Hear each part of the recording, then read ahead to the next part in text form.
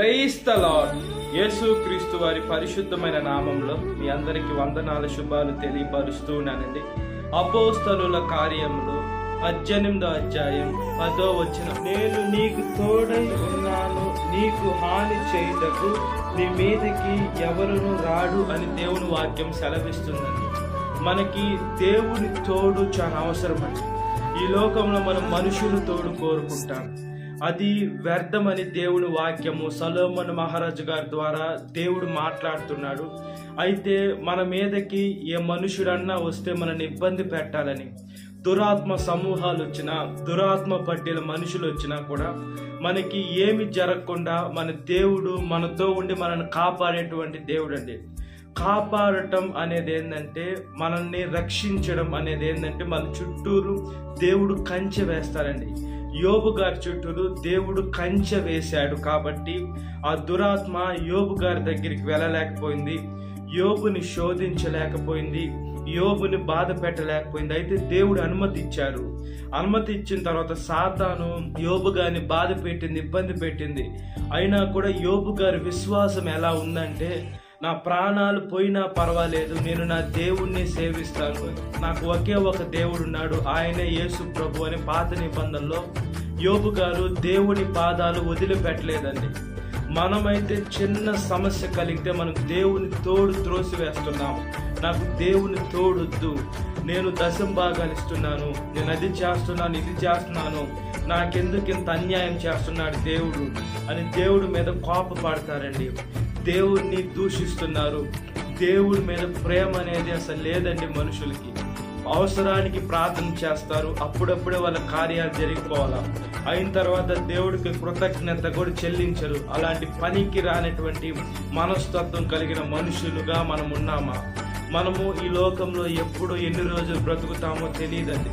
మనము వెళ్ళిన తర్వాత డైరెక్ట్గా పరలోకానికే వెళ్ళేటువంటి బిడలగా ఉండాలి. కానీ మనం నరకంలోకి వెళ్తే దేవుడు మనతో పరలోకానికి తీసుకొని వెళ్ళాలన్నా అని దేవుడు ఆశపడుతున్నాడు. మనము దేవుని తోడు త్రోసివేసి మనం ఈ లోకంలో ఉన్నటువంటి దానికి అట్రాక్ట్ అయిపోయి మనం నరకంలోకి వెళితే చాలా ఇబ్బంది పడతామండి. ఈ లోకాన్ని ప్రజెంట్ పరిపాలించేది ఎవరంటే దుష్టాత్మను పరిపాలిస్తున్నాయి, అంతే సాతాను పరిపాలనే ఉంది. సాతాను పరిపాలన ఎలా ఉంటుందంటే, అన్యాయానికే రోజులుంటాయి, న్యాయానికి ఉండవు. మంచికి రోజులే ఉండవు, చెడ్డదానికే రోజులుంటాయి, మోసానికి రోజులుంటాయి, ఈ లోకంలో పాపానికే రోజులుంటాయి. దేవుని అలా కాదండి. దేవుడు రాజ్యం ఈ లోకంలో లేదు కాబట్టి మనకి క్రైస్తవుల్ని అనేక మంది బాధ పెడుతున్నారండి, అనేక మంది దుఃఖ పెడుతున్నారు, దేవుని సంఘాలు మూపిస్తున్నారు, దేవుని సేవకుల్ని ఇప్పుడు చంపేస్తున్నారు. కాబట్టి మరణము మన దాకా కూడా రావచ్చండి, మరణ దూత మన దగ్గరకు కూడా రావచ్చు, మన ప్రాణాన్ని కూడా తీసుకొని వెళ్ళొచ్చు. అయితే మనము ఇక్కడి నుంచి అక్కడికి వెళ్ళే లోపల మనం ఎన్ని ఆత్మను రక్షిస్తున్నాం. దేవుడైతే మనతో ఉన్నాడు, మనల్ని నడిపిస్తున్నాడు.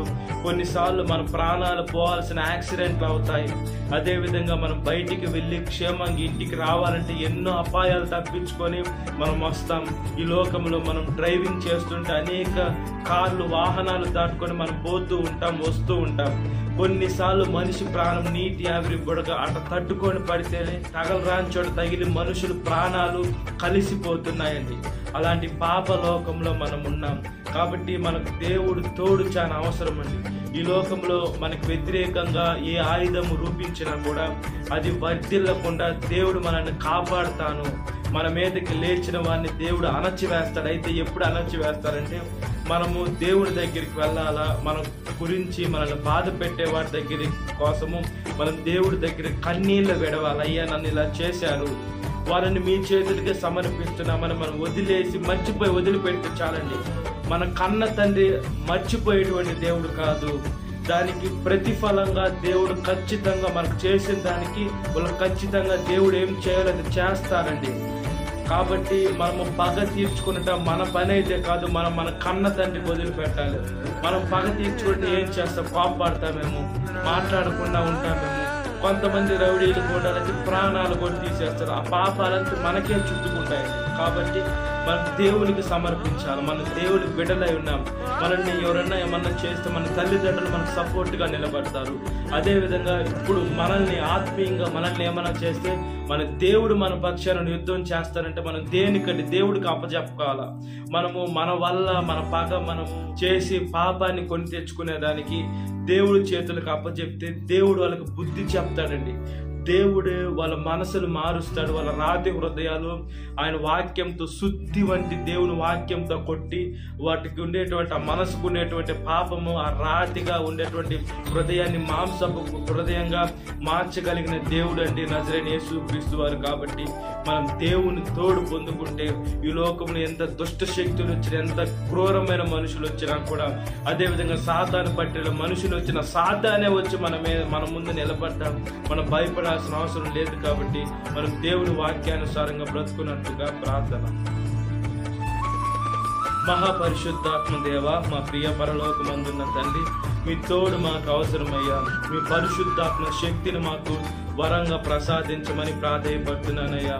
ఎసే ఈ లోకంలో ఎసే గర్జించు సింహం వలె ఎవరిని మింగాల, ఎవరిని అమాంతంగా నోట్లో వేసి నమలాలని సాతాను ప్రయత్నిస్తూ ఉందయ్యా. సాతాను చేతుల్లో కానీ మా జీవితం కానీ సమర్పించుకుంటే అమాంతంగా ప్రాణాలు పోయే అవకాశం ఎక్కువగా ఉందయ్యా. సహాయము చేయమని అడుగుతున్నాం. ఎస్ ఈ లోకంలో వ్యతిరేకత ఉందయ్యా. ఎస్ మీ వాక్యం చెప్తే ఎస్ చంపేస్తున్నారయ్యా. ఎస్ ఖచ్చితంగా చెప్తే ప్రాణాలు తీసివేస్తున్నారయ్యా. మనుషులకు తెలియదు. దేవుని వాక్యము చెప్పేటువంటి వారి సేవకులను చెప్పితే, ఒక సేవకుని చెప్తే అలాంటి వారు 100 మంది 1000 మందిని కూడా మీరు లేపగలుగుతారు. ఏమంటే సృష్టి మీ చేతుల్లో ఉందయ్యా. జీవం కలిగిన దేవ స్తోత్రం చెల్లిస్తున్నానయ్యా. బైబిల్లో అనేక మంది భక్తులు ప్రాణానికి తెగించారు. కొంతమంది ప్రాణాలు పోగొట్టుకొని హతసాక్షులు అయిపోయారు. ఇప్పుడు కూడా అవుతూ ఉన్నారయ్యా. వేసే ప్రార్థన చేస్తున్నామయ్యా. ప్రతి ఒక్క బిడ్డని వాడుకోమని అడుగుచున్నాం. ఈ లోకంలో ఎన్ని డబ్బులున్నా ఏమున్నానయ్యా, శ్రమలు బాధలు కష్టాలు ఉంటాయి. ఇవన్నీ వదిలిపెట్టేసి మీ మార్గంలోకి నడిస్తేనయ్యా. వేసి మేము అడుక్కొని తిన్నా, ఒకవేళ తినకపోయినా ప్రాణాలు పోయినా పర్వాలేదైతే వేసి మేము మీ దగ్గరికి వస్తాం. పరలోక రాజ్యంలో ఉంటాం. మమ్మల్ని కన్న తండ్రితో, మా కోసం ప్రాణం పెట్టిన తండ్రి అయిన మీతోటి యుగ యుగాలు గడిపే మంచి రోజులు మాకు వస్తాయి. అప్పుడు అగ్ని ఆరదు, పురుగు చావుదనేటువంటి నరకంలోకి పడకుండా మీతో యుగ యుగాలు గడిపేటువంటి అవకాశము, మీ కుడి పార్శ్వంలో కూర్చునేటువంటి అవకాశము, అదేవిధంగానే దేవదూతలకు కూడా తీర్పు తీర్చేటువంటి అవకాశాలు కూడా ఉంటాయి. మీరు మనుషుల్ని అంతగా ప్రేమిస్తున్న దేవ స్తోత్రము చెల్లిస్తున్నానయ్యా. యవనస్తురాల్ని కాపారండి అయ్యా. యవన వయసులో మీ కాడి మోయిట నరునికి మేలని దేవుని వాక్యము సెలవిస్తుందయ్యా. మేలైన వాటిని ఆలోచించి చెడ్డదాన్ని త్రోసి వేసుకునే దానికి మంచి పరిశుద్ధాత్మ వరాలు శక్తిని ప్రసాదించమని అడుగుచున్నానయ్యా. మీ కృపలో జ్ఞాపకం చేసుకోమని సాతాను శోధన ప్రతి ఒక్క బిడ్డ విడుదల దయచేయండి. ఈ వాక్యం వింటున్న ప్రతి ఒక్క బిడ్డని పేరు పేరసిన జ్ఞాపకం చేసుకోండి. ఈ దినకాలపు దీవెన నింపమని నజరేయుడైన యేసుక్రీస్తు వారి పరిశుద్ధమైన నామములో మిక్కిలి వరం దయచేయన నా పరలోకమందున్న తండ్రి. Praise the lord. God bless you. Have a great day.